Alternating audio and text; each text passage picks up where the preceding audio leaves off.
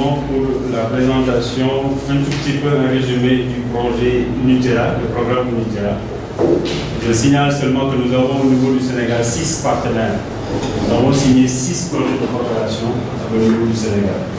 Donc les 5 sont dans le secteur de l'agriculture et il y a un projet commun qui est en éducation non formelle où on a 5 partenaires qui sont regroupés là-bas. C'est le 6e partenaire. Dès qu'on parle de 6e partenaire, ça veut dire que c'est un projet de coopération commun où il y a 5 acteurs en éducation non formelle qui sont regroupés là-bas. C'est la même chose pour le CNCR. Tu l'as vu, c'est un partenaire, mais en réalité, voilà, on travaille avec les démembrements également. Donc on a 6 projets de coopération, mais au travers de ces 6 projets de coopération, nous avons des démembrements. Donc on a beaucoup plus de partenaires en réalité. Alors, les priorités des partenaires unitaires. Je reviens un peu à ce que disait M. Cissé tout à l'heure, c'est d'augmenter et diversifier les revenus des exploitations familiales agricoles. Ce qui veut dire que ça colle avec ce que les partenaires veulent réellement. C'est un besoin qui vient des partenaires, qui n'est pas venu du programme Unitera ni du CICI. Alors, le niveau de recrutement des volontaires depuis 2009, on a reçu 123 volontaires à date. Je ne compte pas la dernière année d'Unitera. Et il y a 56% d'hommes, 44% de femmes. Pour le projet d'urgence humanitaire, le projet OFDI, c'est un projet qui se réalise dans 2 régions au nord du Sénégal, c'est-à-dire la région de Saint-Louis et la région de Matam. Au niveau de Saint-Louis, c'est le département de Podor qui est concerné. Et au niveau de Matam, c'est plus la zone du Ferlo et la zone du Djibouti. Donc, l'objectif recherché au niveau de ce projet, c'est réduire la vulnérabilité des ménages touchés par la crise alimentaire. Il s'agit de 12 villages dans ces 2 zones qu'on a essayé d'atteindre pour la première partie du projet. Alors, c'est financé à hauteur de 451 415 $ US pour 6 mois. Mais on a eu une prolongation de 6 mois encore.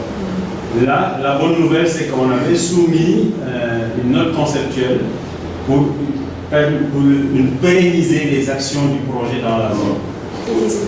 On s'est rendu compte qu'au niveau des villages qui ont été suivis, il y a eu beaucoup de problèmes dans la réalisation des activités. Les attaques de termites, les pluies qui ont tari, il y a eu des pauses pluviométriques, tout ça a eu des implications au niveau de la production. Et on a voulu, dans cette note conceptuelle, corriger tout ça à notre manière. On a voulu également étendre le projet dans d'autres villages environnants. En s'appuyant sur une capacité. Justement, des personnes qui ont été formées.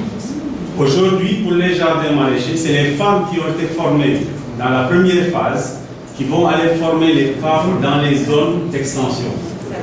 Donc, voilà. Et notre principal partenaire d'exécution dans ce projet-là, la FAF, est également membre du CNCR.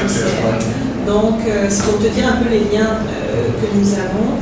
Et la deuxième phase du projet, c'est une extension de 600 000 $. Donc, nous sommes très très satisfaits de continuer à travailler avec USAID et en même temps de pouvoir continuer à appuyer des populations qui sont extrêmement vulnérables parce que vous pouvez me le confirmer très certainement, il y a très peu d'activités et d'interventions dans cette région-là qui est pourtant vraiment très vulnérable aux sécheresses. Donc pour nous c'est une très belle réalisation. La FAF ils sont évidemment très très éloignés, c'est difficile de placer des volontaires dans cette région-là à cause de l'éloignement et puis aussi de la rudesse de la région. Et par ailleurs, ce projet-là vient vraiment appuyer notre partenaire de façon très, très considérable. C'est le premier projet. Et c'est le premier projet au Sénégal, d'OFDI. Alors, au niveau de ce projet-là, les activités, c'était des cultures soutenues. Il y a 1115 producteurs qui ont reçu des semences et tout. Pour les bénéficiaires indirects, on a réussi à atteindre 11 720 ménages, 872 personnes âgées, 226 femmes enceintes, 5000 enfants, et 274 handicapés. Parce que ça, c'était des critères lorsqu'on préparait le projet. Pour vérifier la vulnérabilité des familles, il fallait qu'on aille au sein des familles, voir si c'était des familles dans lesquelles le chef de famille en réalité était une personne âgée, une femme qui est chef de famille. C'est des critères sur lesquels on s'était vraiment présenté pour faire le choix de ces bénéficiaires.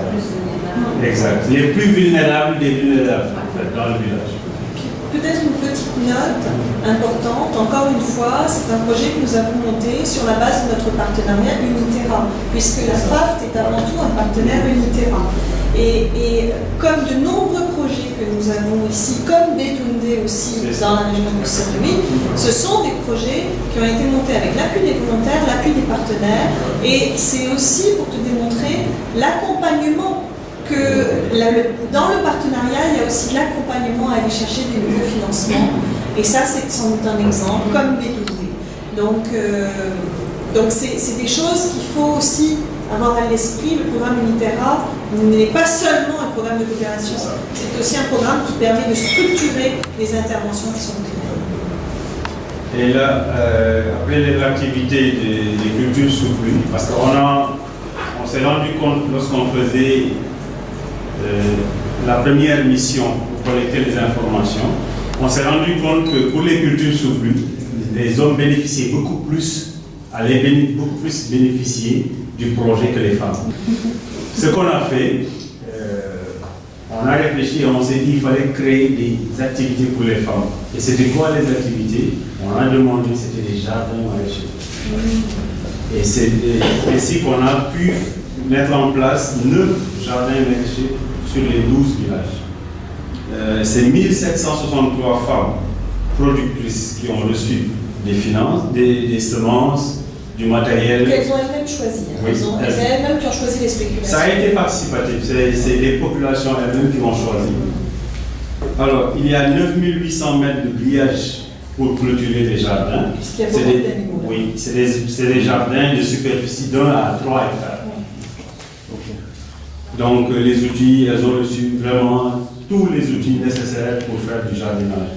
Et l'impact qu'on n'avait pas prévu, c'est un résultat inattendu de ce projet, c'est que ça a eu des incidences même au niveau nutritionnel dans les villages. Et ça a réglé beaucoup de problèmes. Les populations ont commencé à manger des légumes qu'elles n'avaient pas l'habitude, qu'elles n'avaient jamais consommé même d'ailleurs. Alors, pour le projet Bédoundé, je voudrais juste informer, peut-être Karine est déjà au courant, mais Claudia et les autres personnes présentes ici, que nous allons visiter 3 sites. Et ça a été choisi. Pourquoi? Parce qu'on a constaté qu'il y a eu une collaboration, du travail qui a été bien fait entre les volontaires du programme Uniterra, les conseillers du projet Bédoundé. Donc il y a un projet qui est à Cassette Nord, c'est une union du partenaire de la FPA, où ils ont réussi à mettre en place un groupe de traitement phytosanitaire. Et ça, c'est le volontaire en environnement qui a réussi à mettre ça en place et ça se passe très bien actuellement.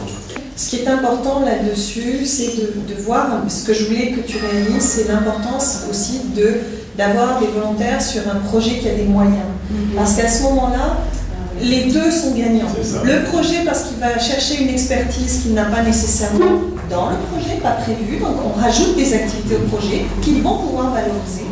Les volontaires, parce qu'ils ont accès à des outils, à des voitures pour se déplacer, à de la logistique qui sont inhérents au projet et que le fonds sectoriel, malheureusement, ne peut pas toujours fournir. Donc ça, dans les perspectives du prochain programme Uniterra, c'est quelque chose d'important parce que plus on va pouvoir se servir de leviers de projets existants, plus on va pouvoir avoir un impact significatif au niveau de l'appui des volontaires.